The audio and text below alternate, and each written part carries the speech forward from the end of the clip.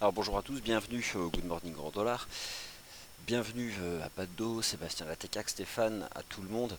Bon, le dollar américain continue de s'enfoncer petit à petit. Alors bon, pardon, à un moment ou à un autre, il va bien rentrer dans une phase de rebond, un rebond technique, quelque chose comme ça. Mais en tout cas, bon, pour l'instant, le momentum n'est pas dans ce sens-là. L'euro dollar avance. Je pense qu'on peut aller chercher 1,16, 1,1615 aujourd'hui.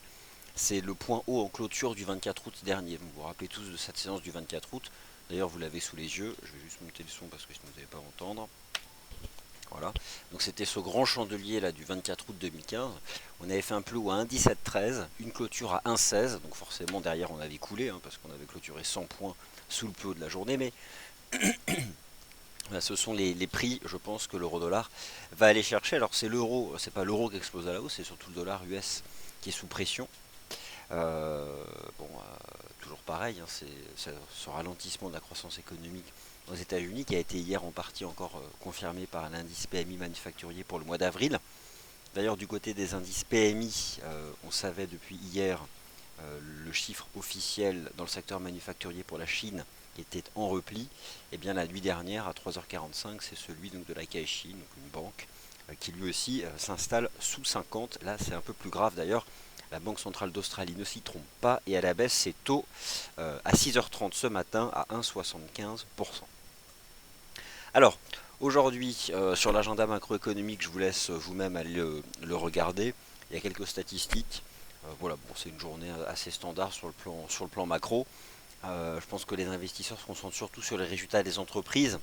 En France, sur les banques, ce matin BNP c'est bon, mais voilà, elle est un peu la seule à monter. Il y a d'autres banques qui vont publier. HSBC aussi a publié pour les banques anglaises. Bon, bah, toutes les banques, les grosses banques européennes publient cette semaine.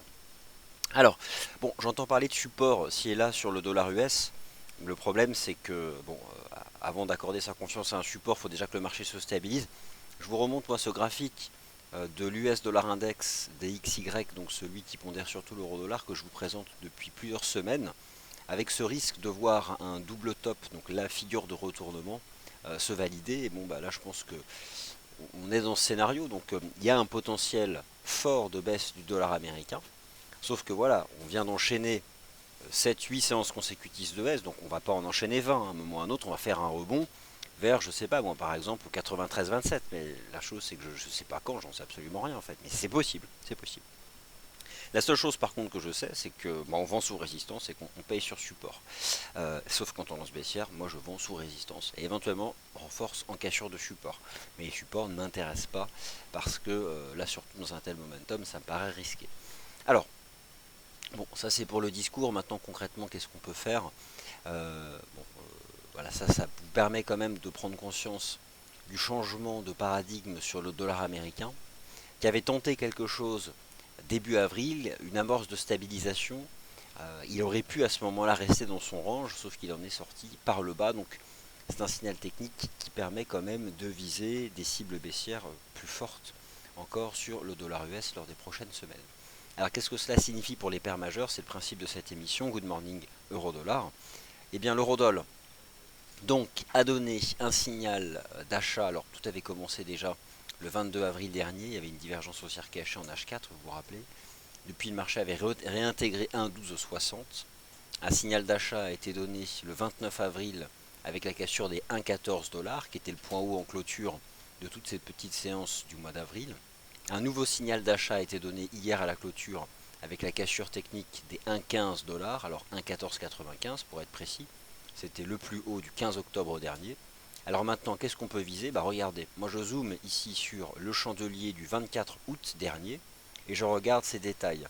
Donc le 24 août dernier, le plus haut, c'était 1,1713 et le cours de clôture 1,1615. Donc ce que je vous propose de viser cette semaine, eh bien c'est les 1,1615 $. Alors, il y a une autre façon aussi d'appréhender cette remontée du taux de change euro-dollar. Attention, on ne va pas à 1,20, je ne suis pas en train de dire ça. On rejoint le haut du range. Mais à court terme, une autre façon d'appréhender ça, c'est la façon dont se comportent ce qu'on appelle traditionnellement, mais c'est trop péjoratif, donc je ne le fais plus, les mains faibles, les investisseurs les moins bien informés, les traders retail, voilà, traders particuliers qu'on oppose dans l'opinion contraire des marchés financiers aux hedge funds, aux institutionnels, aux banques, aux asset managers. Euh, Explosion des positions short. Depuis donc quelques séances, ça monte. Et en moyenne, les retail, comme la banque retail, la banque de détail en fait, voilà, le particulier standard, on va dire, qui n'est pas forcément informé, vend. Donc forcément, c'est que l'information est mal décryptée et le changement donc des fondamentaux, alors qui n'est pas une révolution, hein, c'est juste, les fondamentaux ne sont pas inversés. C'est simplement qu'on n'est plus dans ce consensus des années précédentes qui était divergence des politiques monétaires, le dollar monte, l'euro doit baisser. Les choses sont plus complexes que ça. Et je pense que depuis le début de l'année, les fondamentaux vous l'ont démontré, puisque on cesse d'avoir des nouvelles mesures de la BCE et l'euro ne cesse de monter. Donc il y a un changement dans les fondamentaux. En réalité, tout ça, c'est simplement dû au spread de taux. Le spread de taux est stable depuis le début de l'année. Pourquoi En Europe, les taux sont déjà tout en bas, donc quand on est sur un plancher, on ne peut pas casser. Hein, on ne va pas plus bas. Et aux États-Unis, les taux n'ont pas monté depuis le début de l'année. Donc au final, ça n'a pas changé. Donc explosion des positions short. Retail open short position. Toujours de nouveau plus haut pour le dollar. L'euro-dollar, ça, ce sont des chiffres, c'est tout chaud. Hein, je les ai pris ce matin. Donc, c'est un facteur de hausse. Attention, on ne va pas à 1,20 encore une fois. 1,16, 1,16,15. Peut-être une cible pour aujourd'hui. Et après là, on va se détendre. GBP USD, bon bah écoutez, toujours forte hausse. Cassure des 1,4668. C'était une cible importante. Je vais juste retirer la légende qu'on y voit quelque chose. C'était le plus haut ici de février. Bon, on est toujours dans ce scénario sur la UD-USD, sur le GBP USD, d'une épaule tête épaule inversée. Et le marché tend tranquillement donc vers la cible théorique, c'est 1,49 dollars. 1,49 dollars. Voilà, là on a une belle prise d'appui. On a un canal. Je vais essayer pour le rythme de marché d'attraper le haut de canal. Voilà, on a un canal haussier. Bon.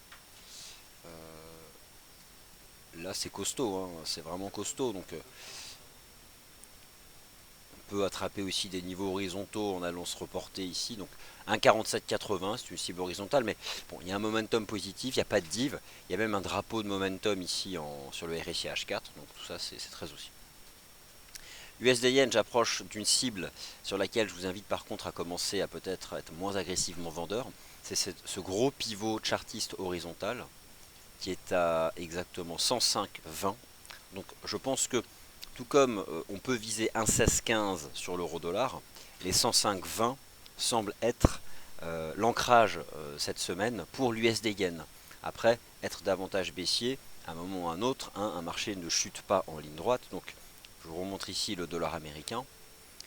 On enchaîne les séances consécutives de baisse, mais viendra le rebond technique, le pullback, qui peut être déclenché par des niveaux comme 1,1615 dollars sur l'euro-dollar, ou encore 105,20 sur l'USD Yen, ou encore 1,4780 dollars sur le GBP USD. Alors, je continue. Le kiwi dollar a souffert, hein, forcément, de la baisse des taux surprises de la Banque de réserve d'Australie, mais il se reprend parce qu'en réalité, actuellement, le facteur technique dominant, c'est la baisse du dollar américain. Et là, ça devient presque une chute libre, puisque nous en sommes à 1, 2, 3, 4, 5, 6, 7 séances consécutives de baisse. Et là, en réalité, ce qui entretient maintenant la baisse du dollar US, c'est que d'abord, il y avait les précurseurs qui vendaient depuis le début de l'année, ceux qui commençaient à percevoir le ralentissement de la croissance économique aux États-Unis. Alors attention, hein, pas de contraction de l'économie américaine. Simplement, le marché avait formé ses prix en envisageant un certain niveau de croissance et finalement il est inférieur à ce que le marché envisage. C'est juste un réajustement. C'est toute chose égale par l'arrière. Tout est relatif sur les marchés. Donc c'est juste un réajustement. Donc en H4, NZD-USD redémarre. Après, bon, elle est piégeuse cette paire de devises. Mais si en H4 on a ce type de chandelier, donc on l'aura tout à l'heure à 11h, ça peut s'apparenter à une ligne pénétrante haussière et derrière on remonte, on attaque 0,7050 et ça passe. Bon, à terme, c'est un taux de change qui a du potentiel. Je vous remonte ici un graphique weekly. Après, bon, la hausse est toujours très progressive, hein, sur le NZD-USD, donc j'aurais tendance à dire que au-delà des 0,7050, il y a une cible chartiste qui est à 0,7160, pourquoi pas, mais le marché n'ira pas de manière verticale. c'est pas dans ses habitudes au NZD-USD, qui a plutôt l'habitude de retracer énormément. Alors l'AUD-USD, lui, forcément un grand corps négatif en H4 avec cette baisse des taux surprises de la RBA. Par contre, sur le plan chartiste, le timing ne permet pas de vendre, puisque actuellement le marché se situe sur la ligne de tendance haussière annuelle.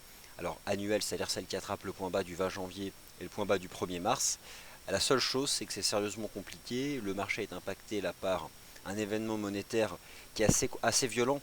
Je vais juste vous montrer ce qui s'était passé sur le NZD-USD lorsque la Banque centrale avait baissé ses taux. Donc il faut juste que je le retrouve. C'était ici, voilà. C'était le 9 mars 2016. Il a fallu 3-4 séances au marché pour revenir pricer la faiblesse du dollar US. Donc c'est probablement un marché sur lequel aujourd'hui il faut se tenir à l'écart et peut-être déjà attendre de voir la tête du chandelier daily d'effacer en fait l'impact de la décision de la Banque centrale pour se reconcentrer sur ce qui est donc le driver actuellement des paires de devises sur le FX, la baisse du dollar US. Alors je vous l'ai montré avec le DXY, on peut aussi regarder celui de FXCM, qui est tout aussi efficace lorsque vous pratiquez l'analyse technique dessus. Ce que je vous propose moi, c'est de rester baissier sur l'US dollar index. Il y a une cible technique que vous permet de viser cet indice devise qui est donc proposé par FXM. Il n'y a que 25% d'euro-dollar dessus. C'est de conserver la stratégie baissière jusqu'à ce que le marché atteigne 11 634. C'est probablement là d'ailleurs qu'on pourrait se stabiliser. Et puis le chandelier journalier d'hier, c'est la cassure d'un support à 11 732. Cette cassure du support à 11 732 qui permet de viser donc 11 634, et bien ça correspond à la cassure haussière sur l'euro-dollar des 1,1495 qui permet de viser 1,16 et 1,1615 dollars. Voilà donc pour l'intraday. Enfin voilà donc pour le tour d'horizon des paires majeures. Alors, je poste vos commentaires.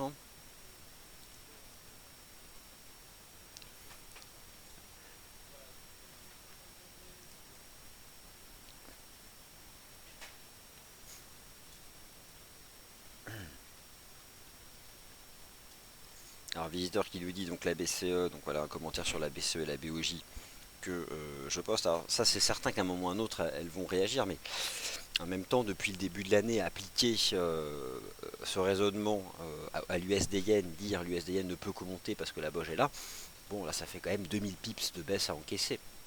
Après, tout est une question de timing. Viendra le moment où, d'ailleurs, même l'analyse technique suggérera que l'USD Yen remontera, et à ce moment-là, on l'achètera. Mais bon, pour l'instant, c'est peut-être trop simpliste comme approche de dire BOJ égale remontée de l'USD Yen. Bon, sinon, il faut avoir les capacités financières d'encaisser un flottant négatif. Ça, c'est autre chose. Donc, je poste tous les commentaires.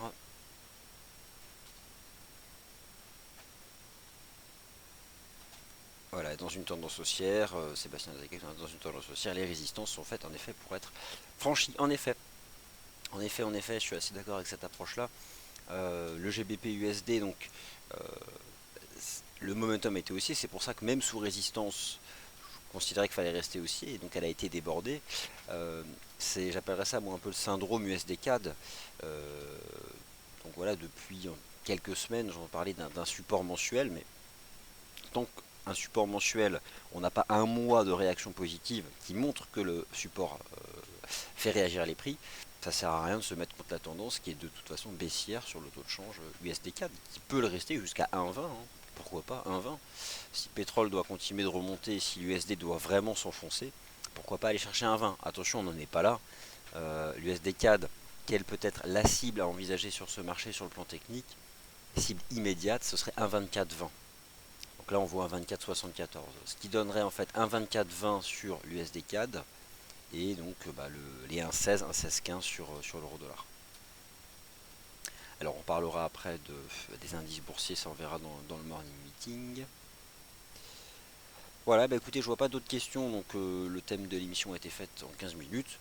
On va s'arrêter là et je vous laisse avec ce superbe graphique de l'US dollar index DXY en données journalières, avec quand même pour réaliser, on a une hausse du dollar américain depuis 2011, voilà, c'est juste pour vous montrer, on vient de tout ça, une envolée depuis 2014, il n'y a rien finalement de choquant à baisser. Et d'un point de vue chartiste, c'est de toute façon un gros double top que le marché a fait sous 100.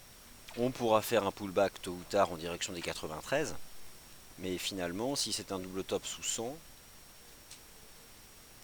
93, 7, bah, sur le plan chartiste, bah, on peut revenir à 87, 88.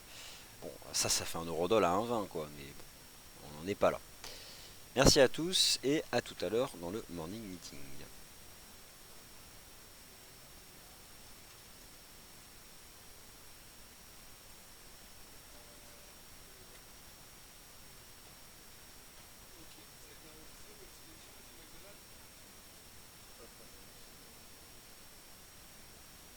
Ouais, pour la séance 1,16,15, 1,16 à 16,15, ça me paraît raisonnable.